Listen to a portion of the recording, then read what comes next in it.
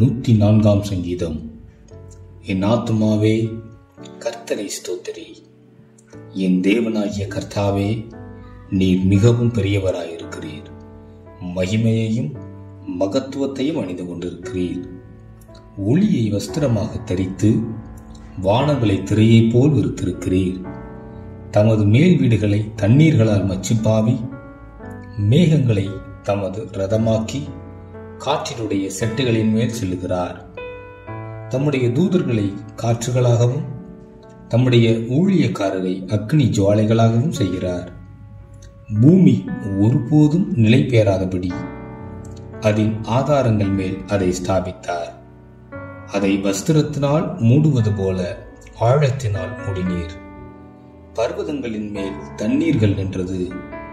அவைகள் உமது கண்டிதத்தினால் விலகியோடி உமது குமுறலின் சத்தத்தால் விரைந்து போயிற்று. அவைகள் மலைகளில் ஏறி பள்ளத்தாக்குகளில் இறங்கி நீர் அவைகளுக்கு ஏற்படுத்தின இடத்தில் சென்றது. அவைகள் திரும்பவும் வந்து பூமியை மூடிக்கொள்ளாதபடி கடவாதிருக்கும் எல்லையை அவைகளுக்கு ஏற்படுத்தினீர். அவர் பள்ளத்தாக்குகளில் நீரூற்றுகளை வரவிடுகிறார். அவைகள் மலை நடுவே ஓடுகிறது. அவைகள் வெளியின் ஜீவன்களுக்கெல்லாம் தண்ணீர் கொடுக்கும். அங்கே காட்டுக்கழுதைகள் தங்கள் தாகத்தை தீர்த்து கொள்ளும். அவைகளின் ஓரமாய் ஆகாயத்து பறவைகள் சஞ்சரித்து கிளைகள் மேலிருந்து பாடும். தம்முடைய மேல் வீடுகளிலிருந்து பர்வதங்களுக்கு தண்ணீர் இறைக்கிறார். உமது கிரியைகளின் வளையினாலே பூமி திருப்தியாயிருக்கிறது. பூமியிலிருந்து ஆகாரம் உண்டாகும்படி அவர் மிருகங்களுக்கு புல்லையும் மனுஷருக்கு உபயோகமான பயிர் வகைகளையும் முளைப்பிக்கிறார்.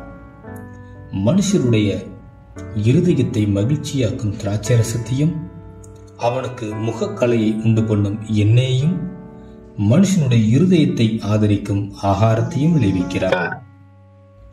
கர்த்தருடைய விருட்சங்களும் அவர் நாட்டின லீபனோனின் கேதுருக்களும் சாரத்தினால் நிறைந்திருக்கும். அங்கே குருவிகள் கூடு கட்டும். தேவதார் விருட்சங்கள் கொக்குகளின் குடியிருப்பு. உயர்ந்த பர்வதங்கள் வரையாடுகளுக்கும் கண்மலைகள் குழிமுசல்களுக்கும் அடைக்கலம். சந்திரனை கால குறிப்புகளுக்காக படைத்தார். சூரியன் தன் அஸ்தமனத்தை அறியும். நீர் இருளை கட்டளையிடுகிறீர். ராக்காலமாகும். அதிலே சகல காட்டு ஜீவன்களும் நடமாடும். பாலசிங்கங்கள் இறைக்காக கெர்ச்சித்து தேவனால் தங்களுக்கு ஆகாரம் கிடைக்கும்படி தேடும். சூரியன் உதிக்கையில் அவைகள் ஒதுங்கி தங்கள் தாவரங்களில் படுத்துக் கொள்ளும். அப்பொழுது மனுஷன் சாயங்காலம் மட்டும் தன் வேலைக்கும் தன் பண்ணைக்கும் புறப்படுகிறான். கர்த்தாவே, உமது கிரியைகள் எவ்வளவு திரளாய் இருக்கிறது! அவைகளை எல்லாம் ஞானமாய் படைத்தீர். பூமி உம்முடைய பொருள்களினால் நிறைந்திருக்கிறது. பெரிதும் விஸ்தாரமுமான இந்த சமுத்திரமும் அப்படியே நிறைந்திருக்கிறது. அதிலே சஞ்சரிக்கும் சிறியவைகளும் பெரியவைகளுமான எண்ணிறைந்த ஜீவன்கள் உண்டு. அதிலே கப்பல்கள் ஓடும்.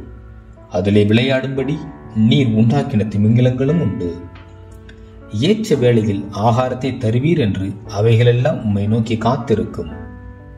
நீர் கொடுக்க அவைகள் வாங்கிக் கொள்ளும். நீர் உம்முடைய கையை திறக்க அவைகள் நன்மையால் திருப்தியாகும்.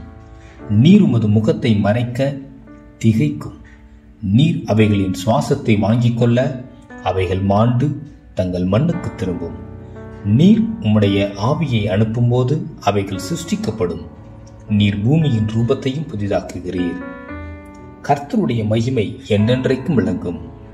கர்த்தர் தம்முடைய கிரியைகளிலே மகிழ்வார்.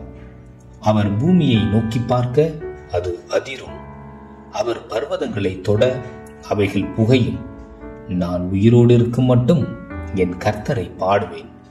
நான் உள்ளளவும் என் தேவனை கீர்த்தனம் பண்ணுவேன். நான் அவரை தியானிக்கும் தியானம் இனிதாயிருக்கும். நான் கர்த்தருக்குள் மகிழுவேன்.